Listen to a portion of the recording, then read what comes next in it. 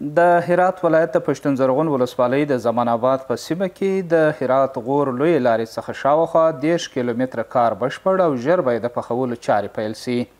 د پروژې د پلي کوونکي شرکت چارواکي ژمنه کوي چې دوی به د هرات چشت شریف سړک د دې برخې د بشپړولو لپاره په ټول توان سره کار وکړي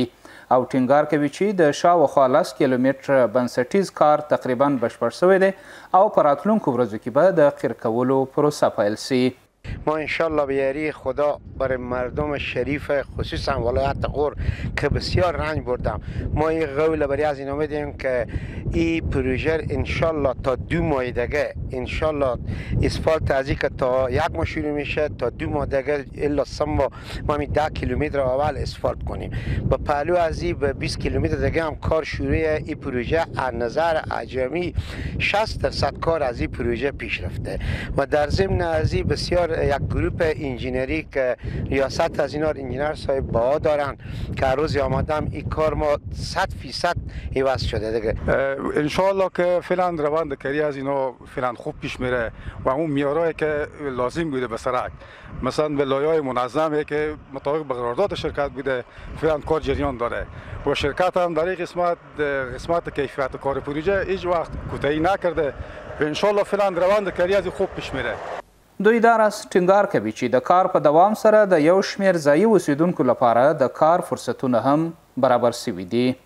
این سرک در 30 کیلومتر بازسازی می شود که از منطقه زمان آباد شروع میشه و با آخر مروا ختم میشه که لات اول ازی در 35 کیلومتری زمان آباد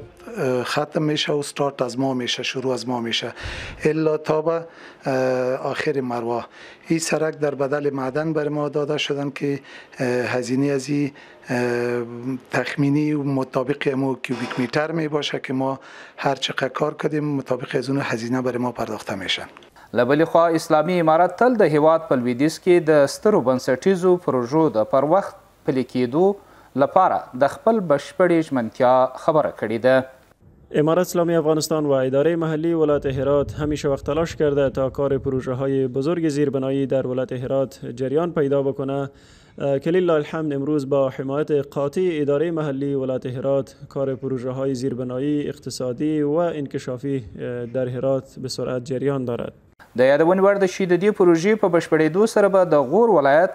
او د هرات چشت شریف ولسوالۍ اوسیدونکو ته د هرات ولایت د کرنیزو محصولاتو د لیږد رالېږد په برخو کې لویه اسانتیا رامنځته سي.